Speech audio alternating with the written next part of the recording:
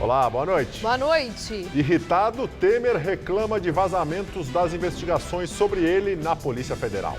Inquérito levanta a suspeita de lavagem de dinheiro e imóveis da mulher e de uma filha do presidente.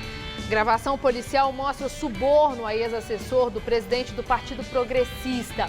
O dinheiro foi entregue para ele não incriminar o senador Ciro Nogueira. Desemprego registra a terceira alta seguida e atinge quase 14 milhões de brasileiros.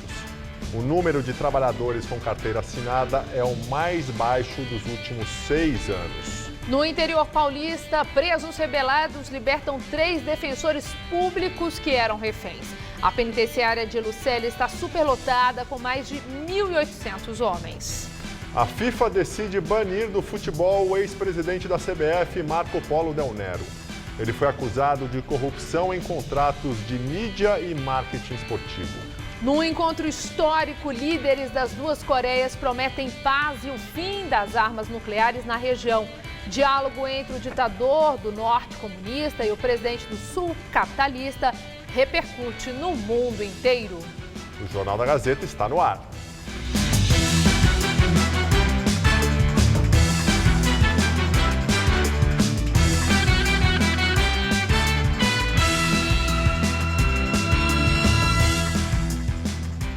Nas penitenciárias de São Paulo, 101 presos têm mais de 80 anos.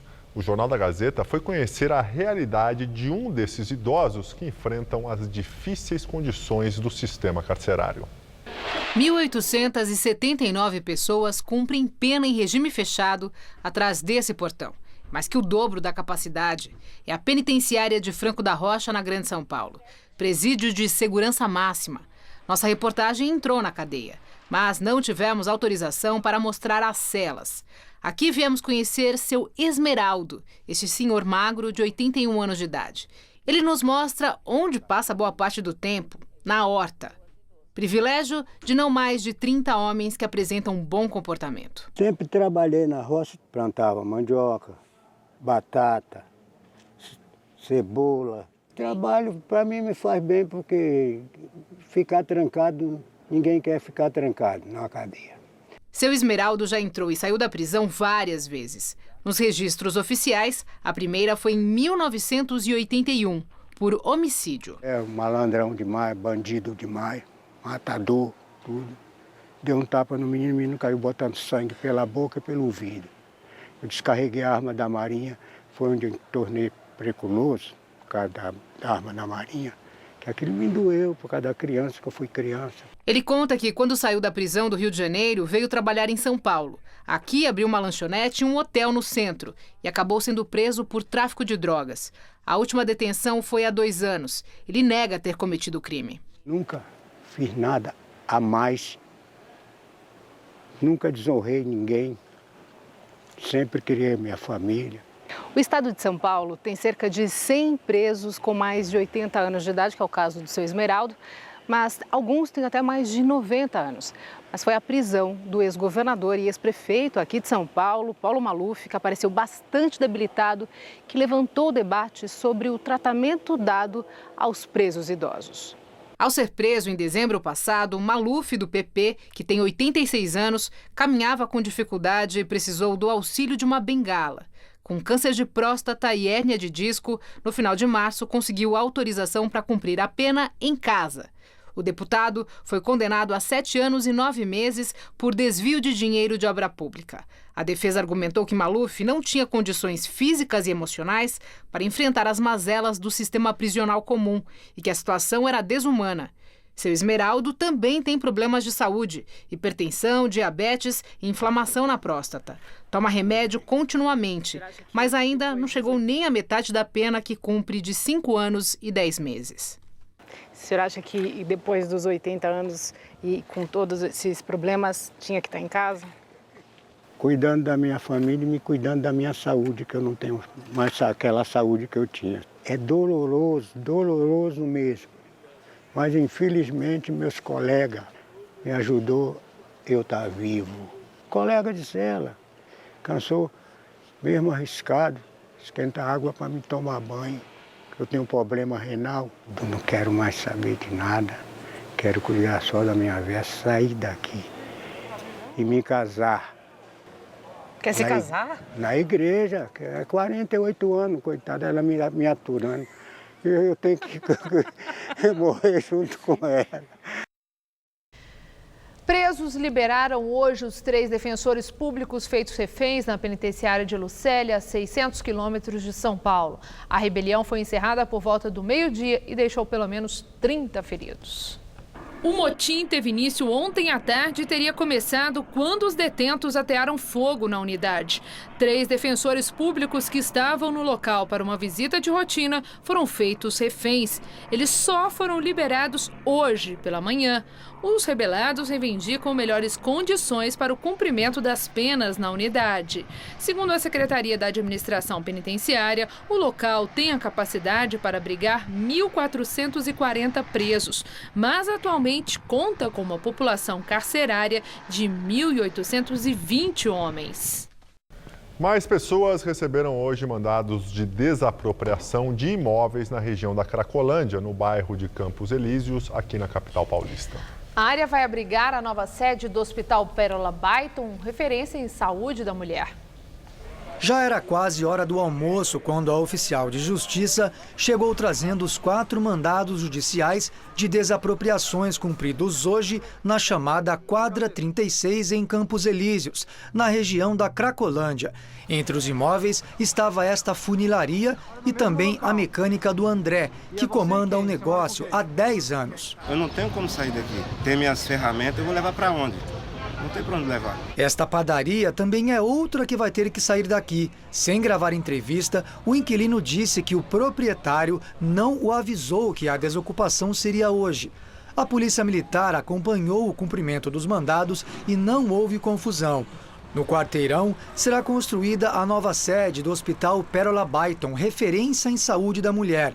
O projeto de revitalização do bairro também contempla torres residenciais do Complexo Júlio Prestes para famílias de baixa renda. De acordo com a CDHU do governo estadual, que vem acompanhando as negociações, nos meses de fevereiro e março deste ano foi feito um mapeamento aqui na quadra 36. Foram identificadas e cadastradas 163 famílias. Dessas, de acordo com a CDHU, 143 decidiram sair de forma voluntária e já foram encaminhadas para programas de auxílio moradia e de eventuais indenizações. Quem morava em prédios invadidos, por exemplo, vai receber um auxílio aluguel de R$ 400 mensais. Já as indenizações, no caso para proprietários, variam de acordo com as características do imóvel. A previsão é iniciar as obras do Hospital Pérola Byton já no primeiro semestre deste ano. Se a pessoa hoje desembolsa R$800, R$1.000 para aluguel, ela tem mais 400. A intenção é poder dar às famílias uma condição de manter no mesmo local com um pouco a mais de recurso. Alguns representantes do Conselho Gestor, no entanto, não concordam com a maneira como as desocupações têm sido feitas. A lei diz que para você poder planejar e executar qualquer ação aqui, você precisa passar pelo Conselho. Como o Conselho ainda não tomou posse, supostamente isso tudo não poderia acontecer. A Valdirene está apreensiva. O bar dela será um dos próximos a serem desocupados. Eu preciso disso aqui para pôr o pão de cada dia na mesa, para minha filha, pagar minhas contas. O que eu vou fazer sem casa e sem emprego? Algumas pessoas que circulam pela região acreditam nos efeitos positivos da revitalização. Tô achando bom, né? Porque tem lugar para levar ela para brincar, né? Tem uns lugares que não dá para levar, né? Que é sujo demais, muita bagunça. O ministro da Segurança Pública, Raul Jungmann, anunciou hoje que o Comando da Intervenção Federal no Rio vai fechar 12 das 38 unidades de polícia pacificadora instaladas nas comunidades cariocas. Segundo o ministro da Segurança Pública, o fechamento das UPPs vai acontecer ao longo dos próximos meses.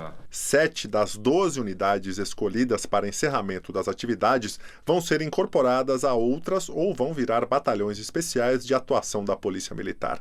Jungmann admitiu que a saída da polícia das áreas escolhidas se deu porque a própria UPP perdeu o controle das regiões onde atuam para o tráfico de drogas. Houve uma expansão, né, maior do que as pernas do Estado poderiam, por exemplo, manter os recursos que se tinha. E, em segundo lugar, as UPPs eram a ponta de um projeto onde você teria a polícia pacificadora, mas o Estado deveria entrar com saúde, com educação, etc., o que também não entrou. O projeto das unidades de polícia pacificadora foi criado em 2008 como um dos principais instrumentos de segurança pública do Estado na gestão de Sérgio Cabral, do MDB.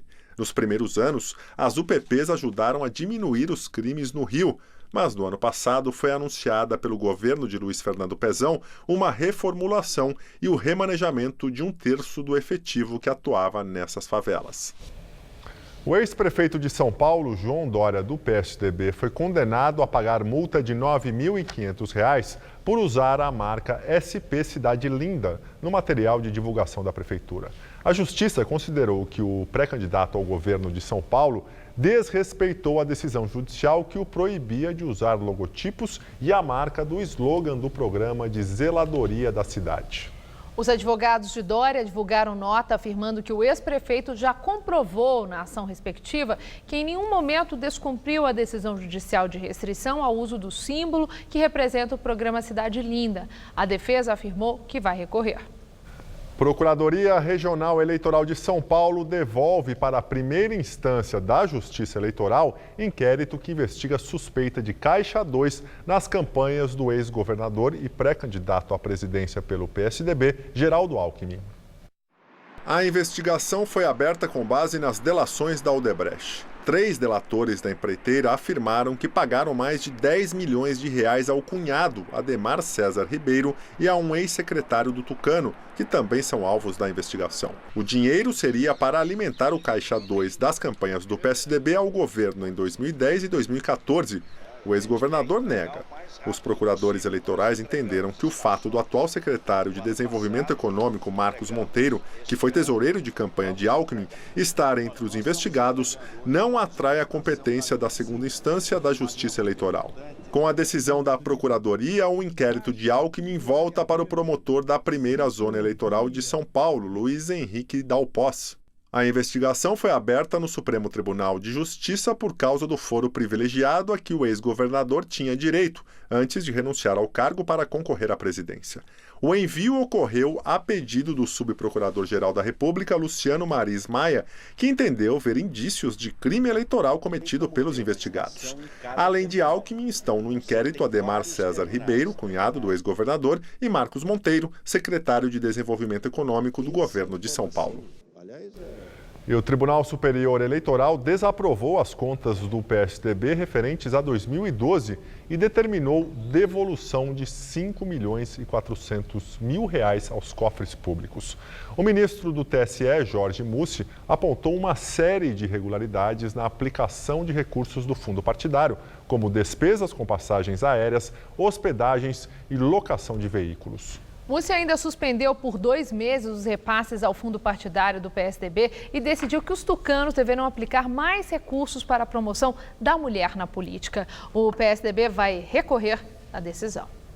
O presidente Michel Temer fez hoje um duro pronunciamento no Palácio do Planalto. Em tom acima do habitual, ele criticou os investigadores da Polícia Federal e se disse alvo de uma perseguição criminosa disfarçada de investigação.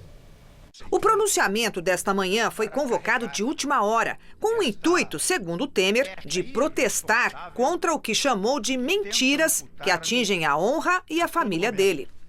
Porque as pessoas de má fé estão manipulando informações, fazendo ilações, sem nenhuma prova documental, e usando a imprensa para seus propósitos de atingir a minha honra. O presidente se refere ao que seria a principal suspeita da Polícia Federal. Segundo reportagem da Folha de São Paulo, a investigação indica que Temer teria lavado dinheiro de propina na reforma de casas em nome de parentes. O inquérito, que já dura 6 meses, aponta que os fornecedores da obra na casa de Maristela Temer, filha do presidente, receberam em dinheiro vivo, das mãos da mulher de um velho amigo dele, o coronel aposentado da PM, João Batista Lima Filho. O coronel Lima é apontado como intermediador de propina para Temer de R$ 2 milhões em 2014. Pelo menos 1 milhão da JBS Friboi de Joesley Batista, que confirmou o repasse em delação.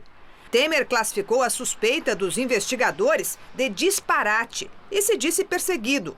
Porque o ataque não é de natureza institucional. Fosse, e eu compreenderia. O ataque é de natureza moral.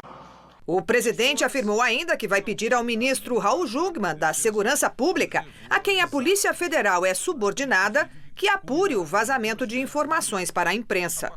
Na próxima quarta-feira, os investigadores vão interrogar a filha de Temer, Maristela, que vai ter de explicar de onde veio o dinheiro para reformar a casa dela. A Polícia Federal quer mais 60 dias de prazo para concluir o inquérito. É porque ainda está terminando de analisar os extratos bancários de Temer, que teve o sigilo quebrado no mês passado, com autorização do ministro Luiz Roberto Barroso, do Supremo. Sobre a prorrogação do inquérito, Temer disse que a intenção é deixar o presidente da República em situação de incômodo institucional. A Polícia Federal investiga se Temer editou em troca de propina o chamado Decreto dos Portos, que beneficiou empresas concessionárias do Porto de Santos. Ele nega. No inquérito, no fim de março, envolvido nas suspeitas, alguns dos amigos mais próximos do presidente chegaram a ficar presos durante 3 dias. Além do Coronel Lima, o advogado José Yunes e o ex-ministro da Agricultura, Wagner Rossi. Durante a tarde, o ministro da Segurança Pública, Raul Jungmann, determinou que a Polícia Federal apure o vazamento de informações sobre o inquérito que tem o presidente entre os investigados. Agora há pouco, a Associação Nacional dos Delegados de Polícia Federal, delegados da Polícia Federal, divulgou nota na qual diz que recebeu com preocupação a fala do presidente Temer. A nota diz que a Polícia Federal não protege nem persegue qualquer pessoa. Vamos ao comentário de Josias de Souza, direto de Brasília. Investigado sob a suspeita de lavar dinheiro por meio de imóveis em nome de familiares, Michel Temer convocou os jornalistas. Nada de perguntas, nem de respostas, apenas um pronunciamento enfurecido. A Polícia Federal conduz uma perseguição disfarçada de investigação, acusou o presidente em timbre ácido. O último líder político que disse coisas assim foi Lula. Está preso em Curitiba. A Lava Jato triturou a presidência de Dilma, encarcerou o projeto eleitoral de Lula, dissolveu a pose de Aécio, enjaulou a arrogância de Cunha, fez o diabo e continua tornando impotente quem se achava poderoso.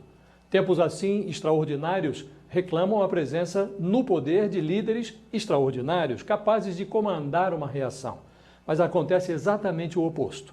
O Brasil de hoje, marcado por um surto de indecência extraordinário, é melancolicamente comandado por Temer, um presidente ordinário, com duplo sentido, por favor, incapaz de transmitir uma noção qualquer de ética. Falta-lhe autoridade tanto quanto sobram suspeitas ao seu redor. Temer costuma dizer que o principal símbolo do seu governo é a recuperação econômica. Engano. Há 8 meses do final, a grande marca da gestão Temer é o vácuo moral. Boa noite. Daqui a pouco, Maria Lídia Flandre entrevista o sociólogo Brasílio Salum Júnior sobre as eleições e crise política. Na França, a Procuradora-Geral da República, Raquel Dodge, afirmou desconhecer os termos e a extensão das cláusulas do acordo de delação premiada firmado entre o ex-ministro Antônio Palocci e a Polícia Federal. Segundo ela, tudo precisa ser avaliado com muito cuidado. A Procuradoria e a Polícia Federal discordam sobre qual órgão é competente para assinar acordos de delação premiada. Para entrar em vigor, o acordo da Polícia Federal com Palocci também precisará de homologação da Justiça. O ministro da Fazenda de Lula e da Casa Civil de Dilma deve aprofundar detalhes da relação do PT com as empresas investigadas na Lava Jato. O jornal O Globo diz que Palocci teria falado de ocasiões em que foi pessoalmente levar pacotes de dinheiro vivo a Lula e listado datas e valores entregues por um de seus principais assessores, Branislav Konchik, na sede do Instituto Lula. De acordo com o Palocci, os pagamentos ao ex-presidente chegavam a R$50 mil nos últimos meses de 2010, quando ele se preparava para deixar o Planalto. A reportagem afirma que o ex-ministro disse que ele e Lula combinavam um local de encontro para o pagamento. Como o ex-ministro não dirigia o próprio carro, costumava levar um auxiliar ao volante que poderá ser chamado a testemunhar sobre o caso. Ao citar Dilma, o ex-ministro também teria afirmado que ela atuou para atrapalhar as investigações da Lava Jato quando nomeou Lula para o Ministério da Casa Civil em 2016. O Globo relata que o ex-ministro narrou ainda pelo menos uma conversa com Lula no Palácio do Planalto, em que teria tratado do esquema envolvendo a construção de sondas para a exploração de petróleo. O objetivo da negociação, feita na presença de Dilma, seria levantar dinheiro para bancar a eleição da ex-presidente em 2010.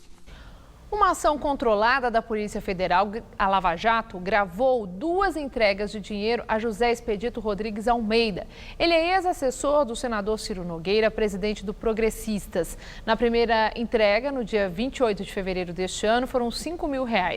2 dias depois, mais R$1.000. O valor seria para comprar o silêncio dele.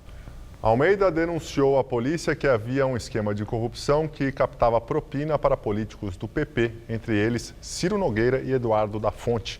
O dinheiro teria sido pago pelo ex-deputado Márcio Junqueira com a intenção de que Almeida mudasse o depoimento que era desfavorável aos integrantes do PP. As informações foram obtidas pela TV Globo. Todos os acusados negam as irregularidades. Ele tem 58 anos de idade, há mais de 7 ocupa um lugar de destaque no estádio Paulo Machado de Carvalho, famoso Pacaembu, um dos cartões postais da capital paulista. Edson Tadeu da Silva é o locutor oficial do estádio, quem passa informações de utilidade para o público. Sempre alegre e sorridente, se tornou uma das vozes mais ouvidas na cidade. Por isso, Edson Sorriso, como é conhecido, é um personagem que é cara de São Paulo. Nós estamos no estádio do Pacaembu, num jogo entre Palmeiras e Internacional, válido pelo Campeonato Brasileiro, para contar a história de um personagem que já está acostumado a passar por esses corredores. Não é nenhum jogador de futebol famoso ou algum craque da atualidade ou técnico de futebol. Ele trabalha neste cantinho aqui e tem uma das vozes mais conhecidas de São Paulo. Estamos falando de Edson Tadeu da Silva, de 58 anos. Ainda não identificou de quem se trata? Que tal então chamá-lo de Edson Sorriso? Aí ficou mais fácil, não é mesmo? O locutor oficial do estádio. Pacaembu! Ele que fala a renda, o público, essas coisas tudo aí. É a voz mais conhecida do Pacaembu. É a voz conhecida. Se ele não estiver aqui, parece que não tem ninguém para falar, né?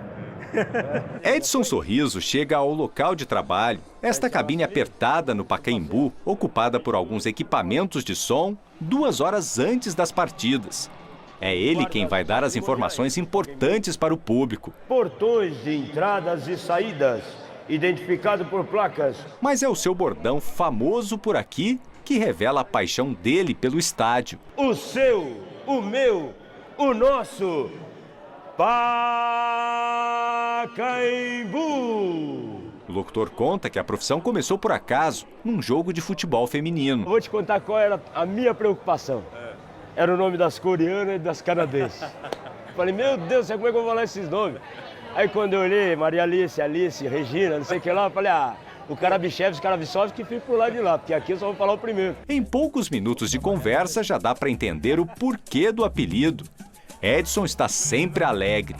Além de locutor, também é funcionário público da prefeitura há mais de 30 anos, onde trabalha com esportes. E se não bastasse, Sorriso ainda é cantor e compositor de samba, e dos bons. Eu ganhei o samba em 94 no Vai Vai. Eu me acostumei, a vida boa e comida natural. Um bom pagode lá no fundo de quintal. Ele não esconde sua preocupação com o futuro, já que o estádio do Pacaembu poderá ser concedido à iniciativa privada. Mas nem assim perde o bom humor. Me deixando, eu tô. Onde o povo tá, eu tô. Eu não tenho tempo ruim. O difícil mesmo é saber para que time torce o dono da voz mais emblemática atualmente deste estádio. que já foi considerado o maior da América do Sul. Sou sambista. O ex-executivo do Grupo JIF, Ricardo Saldi, prestou depoimento ontem à Polícia Federal em Brasília.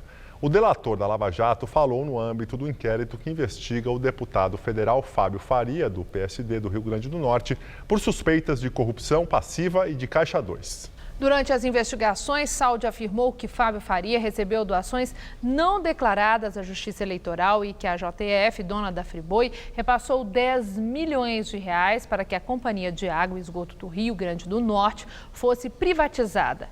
Ao deixar a sede da Polícia Federal, Ricardo Saldi disse somente que o depoimento faz parte dos esclarecimentos adicionais previstos no acordo de delação premiada. Cerca de 1.800.000 veículos devem deixar a capital paulista rumo ao interior e ao litoral do estado. Vamos saber agora sobre a condição do trânsito para quem vai aproveitar este feriadão do Dia do Trabalhador. Carla Rodeiro, boa noite.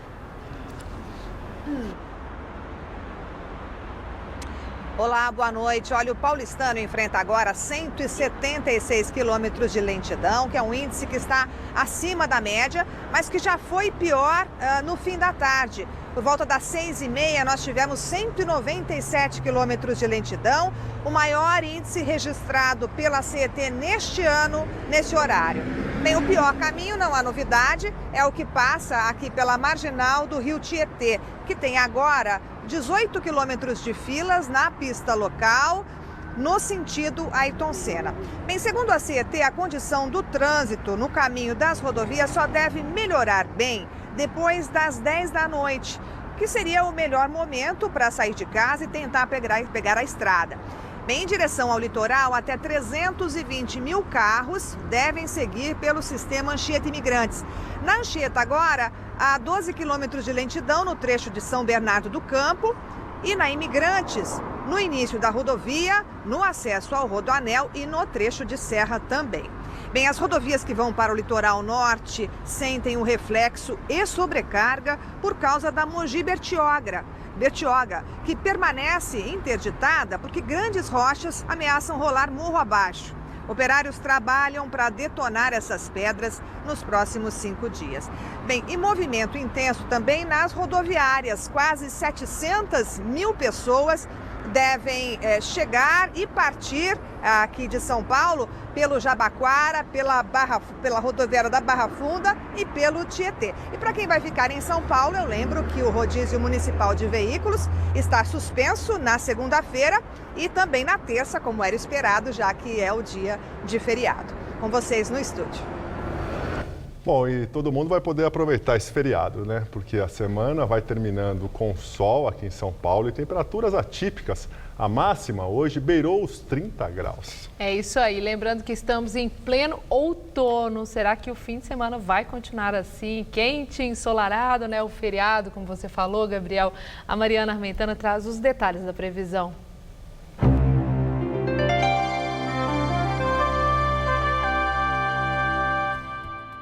O sol predomina esse final de semana em quase todo o país e vai dar praia, viu?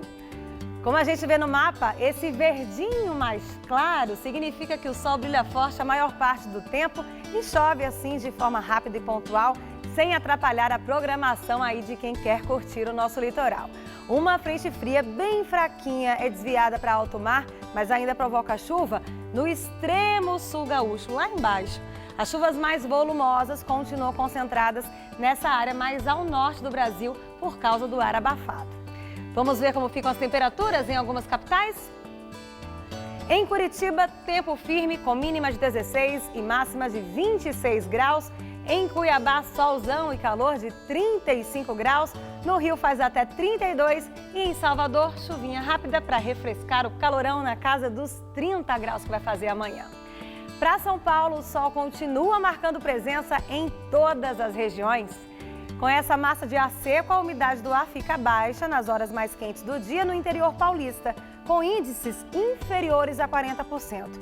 E olha, tanto no sábado quanto no domingo, a previsão é de tempo firme, sem nenhuma gota de chuva. Chega a fazer até 33 graus em Presidente Bernardes e em Votuporanga. Na cidade de Araraquara e São José do Rio Preto, faz até 32 graus amanhã e no litoral, calorão em torno dos 30 graus, tanto em Santos quanto em Caraguatatuba. Nem parece que é outono. A capital não escapa desse calorão também não, viu? Nessa madrugada, mínima de 18 e máxima amanhã à tarde de 30 graus por aqui. No domingo faz até 29 e a semana começa sem muitas mudanças, com máxima prevista também ali na casa dos 29 graus aqui na capital. Desemprego no país aumenta e atinge 3,7 milhões de pessoas. Aliás, 13,7 milhões de pessoas, segundo pesquisa nacional por amostra de domicílios. De acordo com a PNAD divulgada hoje pelo IBGE, o índice de desemprego no país atingiu a marca de 13,1% no período de janeiro a março deste ano. Esse é o maior nível registrado desde maio do ano passado, sendo a terceira alta trimestral seguida. São 13 milhões e 700 mil pessoas desempregadas no país. E no primeiro trimestre do ano, a taxa de emprego com carteira assinada caiu 1,2% em relação aos 3 últimos meses de 2017. Em 4 anos, o Brasil perdeu 4 milhões de trabalhadores formais. E agora vamos ao comentário de economia com o Vinícius Torres Freire. Pode parecer que não, mas o comentarista de economia gosta sim de dar boas notícias. País crescendo, sem crise, mais salário e emprego, é bom para todo mundo, inclusive para o comentarista que também tem contas e filhos para criar. Mas a realidade não está tão animada. Pelo menos neste início de ano, a recuperação da economia ficou ainda mais lenta. Ainda tem recuperação, volta de algum crescimento, mas a coisa vai devagar. Não dá para dizer quase parando, embora a gente fique com medo disso. Hoje, como a gente viu, o IBGE soltou os dados de emprego e salário de março. O salário médio parou de subir. Está igualzinho ao de março de 2017. O desemprego cai, mas muito pouco. Em relação ao ano passado, a maior parte do trabalho que aparece é precário, por conta própria ou sem carteira, que paga menos e é mais inseguro. E não foi só no emprego que a gente viu dados decepcionantes. Os juros dos bancos pararam de cair, na média, desde o final do ano passado. O primeiro bimestre foi fraco na indústria e no comércio. Nos serviços, continua no vermelho. Ainda não temos os dados de março. A confiança de consumidores e empresários, que vinha subindo aos poucos, mas vinha desde o ano passado, deu uma parada em abril. Está difícil de saber o que houve de novo ainda, mas está difícil de subir também a ladeira, de sair do buracão em que a crise nos jogou. Falta investimento das empresas, com medo do futuro, e do governo, quebrado. Pode ser que a mistura de confusão com incerteza política no país derrube os ânimos de quem compra e de quem produz. Como não há ideia de quem vai vencer a eleição, e muito menos qual será o programa do próximo presidente, as empresas podem estar na retranca, com medo de algum maluco ou incompetente no poder. As pessoas, vendo tanto desemprego ainda ou com trabalho precário, gastam menos quando podem gastar. Ainda não dá para dizer que o crescimento previsto para este ano será frustrado, mas um gato subiu no telhado. Boa noite. Depois do primeiro encontro oficial em solo sul-coreano em 65 anos, os líderes da Coreia do Norte e do Sul apresentaram um compromisso de paz entre os dois países. Um aperto de mão entre Kim Jong-un e Moon Jae-in deu início às negociações históricas. Depois dos líderes posarem para fotos dos dois lados da fronteira, eles caminharam lado a lado até a Casa da Paz, onde as conversas se desenrolaram. No livro de visitas da zona desmilitarizada, o líder norte-coreano escreveu que uma nova história começa agora, no ponto inicial da história e na era da paz, entre as Coreias. Do lado sul da fronteira coreana, ambos plantaram um pinheiro, árvore que representa a paz na cultura dos coreanos, e usaram terra e água dos dois países. Muitos pontos foram acordados em uma reunião a portas fechadas. Kim Jong-un e Moon Jae-in anunciaram o fim das hostilidades, o esforço na solução dos problemas humanitários e a cooperação ampla entre os dois países, e ainda um compromisso para a assinatura de um acordo de paz que coloque fim na Guerra da Coreia, considerado o mais simbólico. Reuniões entre famílias separadas pelo confronto já estão previstas para agosto deste ano. A Península Coreana já estava dividida desde a derrota japonesa na Segunda Guerra Mundial, quando os Estados Unidos capitalista e a União Soviética comunista se responsabilizaram cada um por parte do território. Porém, depois de soldados da Coreia do Norte invadirem parte do território do Sul em 1950, é que o conflito entre os dois países começou. O confronto, que durou 3 anos e matou pelo menos 4 milhões de pessoas, em sua maioria civis, só foi suspenso depois da intervenção da ONU com armistício. A questão de desmilitarização da Península da Coreia, que ainda não foi totalmente esclarecida, será retomada depois das reuniões entre o presidente americano Donald Trump e Kim Jong-un. Os Estados Unidos afirmaram que o governo Trump deseja paz e prosperidade aos coreanos, com esperança de que os diálogos irão atingir progressos em direção a um futuro de paz e prosperidade. Em sua conta no Twitter, o presidente Trump afirmou que coisas boas estavam acontecendo e que a Guerra das Coreias estava prestes a acabar, mas que só o tempo irá dizer se os avanços das últimas 24 horas vão se concretizar. A China, a Rússia e o Japão consideraram o encontro uma notícia muito positiva e o premier japonês Shinzo Abe afirmou que espera que os próximos passos de Pyongyang pela paz sejam concretos. A comunidade coreana em São Paulo vê com otimismo a aproximação das Coreias. Muitos ainda mantêm contato com família e amigos que moram na península. A imagem do encontro entre os líderes das duas Coreias correu o mundo e abriu um grande debate sobre a possibilidade de unificação da península, que é vista com ceticismo, indiferença ou empolgação. E esse fato histórico que ocorreu lá do outro lado do mundo foi acompanhado e comemorado por muitas pessoas aqui no Brasil, principalmente no Bom Retiro, na região central de São Paulo. Aqui vivem e trabalham cerca de 30 mil coreanos. Não é à toa que a região ficou conhecida como a Pequena Coreia. São imigrantes que estão vendo a reaproximação dos dois países com bons olhos. Por onde se anda no bairro, encontramos as influências dos coreanos, que escolheram São Paulo para viver. Os primeiros imigrantes chegaram em 1963.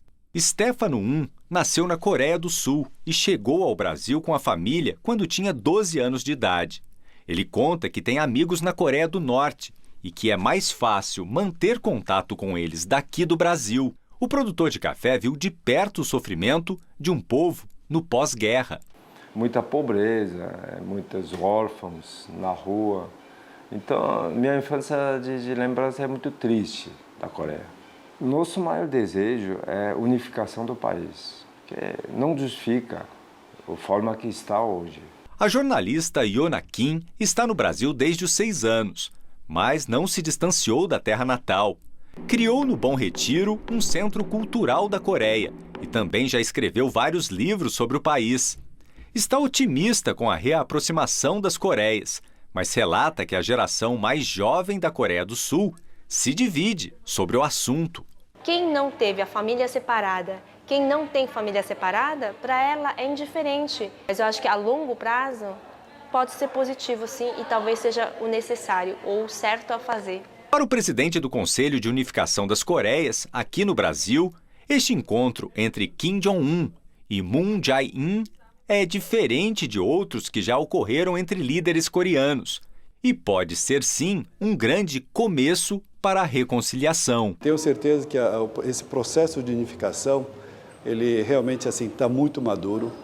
Ele tem hoje um posicionamento muito diferente do que realmente o pai e o avô tinham. Então, eu creio que dessa vez é para valer. Sung Ho-jo explica que esta oportunidade de reunificação pode ter reflexos no mundo todo, inclusive aqui no Brasil. Nós temos realmente quase 30 milhões de pessoas lá, 27 milhões para ser mais exato, que necessitam de produtos de proteína vegetal e animal e vai se criar grandes oportunidades de negócios. Vamos ao comentário de política internacional com o João Batista Natali. Existe um pouco de política e muito marketing no encontro entre o ditador da Coreia do Norte e o presidente da Coreia do Sul. Encontros idênticos já tinham acontecido em 2000 e 2007, mas foi uma aproximação que não deu certo, por culpa do então ditador norte-coreano, que vem a ser o pai do ditador atual, Kim Jong-un. Desde que terminou a guerra entre as duas Coreias há 65 anos, a península foi um dos focos da Guerra Fria, que era um confronto mais amplo e que acabou no começo dos anos 90. Desde então, a tensão entre as duas Coreias virou um fato localizado. A ditadura do Norte ficou com medo de ser abandonada pela China, onde o regime comunista havia se jogado no colo do capitalismo. E os norte-coreanos também não queriam uma reunificação em que a Coreia do Sul simplesmente se apoderasse do território vizinho. Foi por isso que, em 2013, a ditadura do Norte passou a fazer explosões nucleares e a testar mísseis. Eis que Donald Trump é eleito e a Coreia do Norte vira o bicho-papão da diplomacia americana. Os burocratas do pequeno país comunista blefaram ao dizer que tinham mísseis capazes de atingir o território dos Estados Unidos. E em seguida, com a tensão em nível altíssimo, tomaram a iniciativa de esfriar os termômetros. Aceitaram participar este ano dos Jogos Olímpicos de Inverno na Coreia do Sul. Interromperam os testes nucleares e negociaram instalações de uma linha telefônica entre as duas capitais para ser usada em caso de crise. E aí que entra o marketing diplomático da manhã desta sexta-feira, quando ainda era noite de quinta-feira aqui no Brasil. A China e os Estados Unidos aplaudiram o espetáculo. É bonito ver de mãos dadas o ditador Kim e o presidente Moon. Mas a Coreia do Norte ainda não aceitou destruir o arsenal atômico dela. E não existe ainda um acordo de paz que encavete o simples armistício de 1953, quando o Norte comunista e o Sul, apoiado pelos americanos, interromperam uma guerra sangrenta de 3 anos.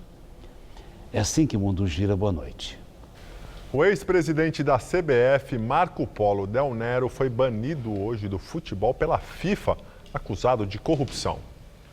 De acordo com o comunicado oficial do site da FIFA, Del Nero foi considerado culpado por violar 5 artigos do Código de Ética da entidade e está banido de forma definitiva das atividades relacionadas ao futebol pelo resto da vida. Entre as práticas ilícitas realizadas pelo ex-presidente da CBF, figuram recebimento de suborno e corrupção em contratos de transmissão e patrocínio de competições.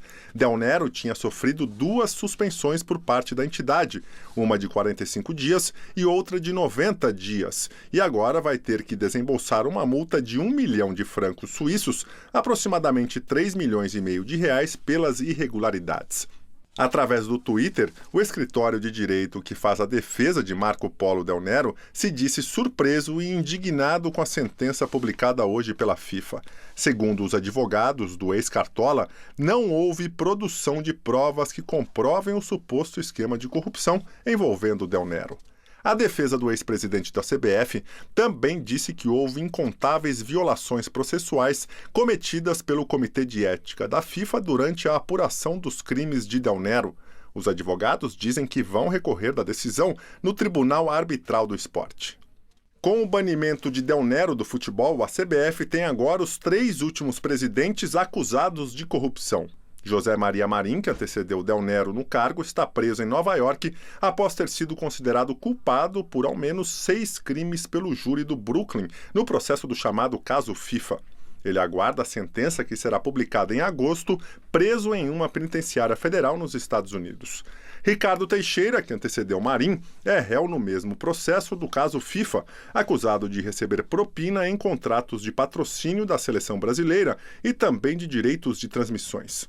Teixeira também é investigado pela Justiça de Andorra, acusado de lavagem de dinheiro do futebol, em parceria com Sandro Rosell, ex-presidente do Barcelona, que está preso na Espanha, acusado de crimes de corrupção no mundo esportivo.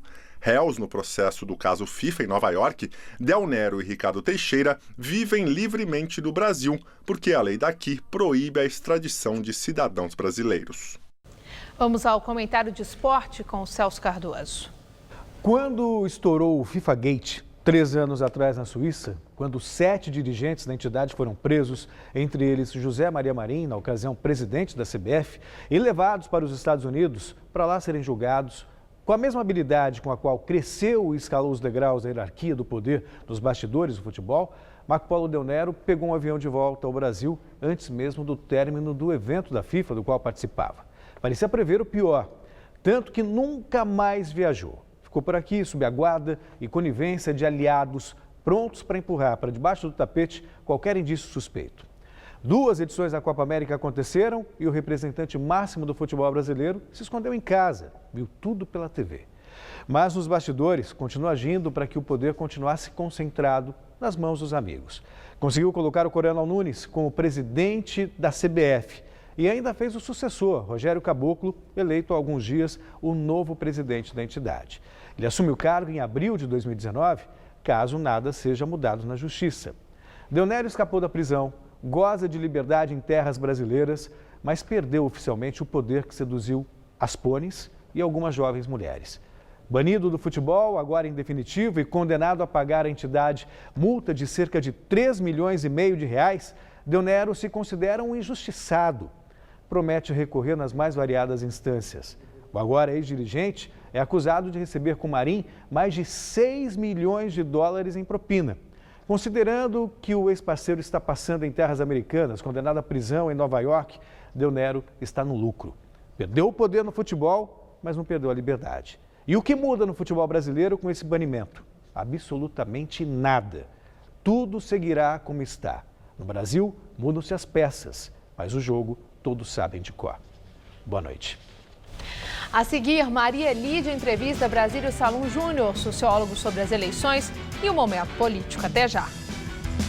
Na entrevista do dia com Maria Lídia Flandoli, as articulações para alianças na corrida eleitoral. A entrevista foi gravada. Quem analisa o cenário político eleitoral é o sociólogo Brasílio Salum Júnior, professor titular de Sociologia da Universidade de São Paulo. Obrigada, professor. Muito obrigado Bom, pelo convite. a corrida eleitoral está assim envolta, né? Embora muitas candidaturas já colocadas, até com algum excesso, mas parece que existe uma nebulosa. No seu entender, dentre as candidaturas que já estão postas, dá para destacar quem ou quais têm perfil, discurso e máquina partidária para se manter na disputa até o dia da eleição? Olha, o que é interessante é que aqueles que estão na frente, ao menos nas pesquisas de opinião, eles exatamente não têm máquina, não têm programa, né? E representam ideias, né? Então, é só ver o Bolsonaro, a Marina e o último agora é o Barbosa, né? Que teve uma grande, eu acho que de 8%, 9% imediato, inclusive antes de lançar propriamente a candidatura, é uma enorme marca, né? Então, claro que ele encarna a ideia de moralidade, o outro de ordem, etc. Então, eu tenho a impressão que esses três, eles, de fato, não têm máquina, não têm tempo, têm uma estrutura partidária muito pequena, né? Mas tem discurso e perfil que corresponde àquelas necessidades expressas pelos eleitores? Eles encarnam ideias, né? O combate à corrupção, a necessidade de ordem, esse tipo de coisa. Agora, eu imagino que ao longo da campanha as pessoas vão se dar conta de que uma coisa é ser bom de voto, outra coisa é ser bom de cargo, de ser presidente, né? A questão é alguém ou é o fato de estar tão pulverizado? Então, as forças políticas estão pulverizadas. Não. Nós vemos, né, muitos os partidos de esquerda, cada um com seu candidato próprio, e no centro-direita também, os vários candidatos, até empatados ali, embolados, com o mesmo patamar de preferência de votos, e mais à direita, com uma grande vantagem, o Bolsonaro. E há um movimento no sentido de união dessas forças. Para uma frente de esquerda, uma frente de direita. No seu entender, isso é viável? Os partidos políticos, os grandes principalmente, mostram através da sua história abertura para concessão no sentido de entrar numa frente de vários partidos? Olha, eu tenho a impressão que, existem candidatos que estão tentando montar uma frente como essa. O Alckmin, o ex-governador Alckmin é o exemplo. Ele Sim, mas desde que seja ele o candidato, né? Sim. O que eu quero saber é se há abertura para uma escolha coletiva de todos que estão em cada frente. Eu acho que os partidos, em geral, são muito ciosos, né, da sua liderança. Agora, eu tenho a impressão que paulatinamente, daqui a 1 ou 2 meses, etc., vai ficar mais claro quais são os casamentos possíveis, né? Tem aparecido muitas notícias de casamento e tal, mas eu acho que algumas delas são inviáveis, né? São pouco factíveis, né? Bom, falando em viável ou inviável, está se falando muito atualmente no casamento PSDB-MDB. Né? Já falaram até que seria Alckmin candidato à presidência e o vice Henrique Meirelles. Aí, o PSDB, que já não vem em tempos muito favoráveis, muito bons, tem graves problemas a serem resolvidos, muitas pedras pelo caminho. Uma aliança com o MDB é a aliança que revigora ou compromete? Olha, eu tenho a impressão que essa conexão com o ex-ministro da Fazenda, o Meirelles, não seria uma boa receita eleitoral, vamos dizer assim. Não seria? Não. Por quê? Não, porque embora o PMDB tenha tempo, o ex-ministro da Fazenda tem muito prestígio nos meios empresariais, mas provavelmente vai ter pouco conexão com a massa da população, que é justamente aquilo que o ex-governador Alckmin precisa. Porque ninguém desconfia da moderação e da cautela com que o ex-governador vai gerir os negócios públicos, né? Então, eu acho que o empresariado não estaria assustado com o ex-governador Alckmin. Mas o Meirelles, portanto, não seria um ganho a mais para ele, né? Seria melhor, talvez, conseguir alguém que tivesse apelo popular em áreas em que o governador não tem. A última questão, Michel Temer, que está fazendo a articulação política do MDB, da mesma forma que Rodrigo Maia, fazendo a articulação política do DEM, e ambos já lançaram aí as suas pré-candidaturas. Essas candidaturas são para valer ou, na verdade, eles se lançam candidatos apenas para conseguir fazer alianças produtivas mais adiante? Eu tenho a impressão que dado que o presidente Temer ele foi muito atingido pela acusação da Procuradoria-Geral da República, mesmo que ele tenha, vamos dizer, conseguido evitar os 2 processos, os processos atingiram a ele de forma grave, do ponto de vista de opinião pública, né? Mesmo que já estava muito baixa a aprovação. Sim, né? mas já estava porque ele era um vice de uma situação, já numa presidência ruim, né? Então, ele já tinha baixa aprovação com as acusações, então piorou mais ainda. Então, eu acho que as possibilidades eleitorais dele são baixíssimas, né? Então, claro que ele pode até aparecer como candidato, mas para negociar a aliança do PMDB com outros partidos. Ele próprio, duvido que ele faça isso.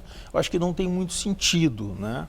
Bom, professor, nós vamos ter que esperar. Espero que o senhor volte para uma análise quando, vamos dizer, as peças de todo esse jogo estejam já numa outra disposição que possa oferecer mais elementos para enxergar com clareza. Tá bom. Muito obrigado, uma boa noite. Obrigado a você, Maria Elide. O nome do terceiro filho de Kate, William, é finalmente divulgado pela família real. O bebê, que nasceu há 4 dias, será chamado de Louis Arthur Charles. A escolha do nome para o terceiro herdeiro da duquesa de Cambridge, Kate Middleton, e do príncipe William é uma homenagem ao pai e ao avô da criança. A lembrança era esperada, já que o terceiro nome da princesa Charlotte é Diana, nome de sua avó falecida. Louis Arthur Charles é o 5º na linha de sucessão pela coroa. O Jornal da Gazeta termina aqui. A edição pode ser vista no site do Jornal da Gazeta. Mais notícias em nossa edição das 10. Boa noite e um ótimo fim de semana. Nós voltaremos na segunda, às 19 horas. Uma boa noite e até lá.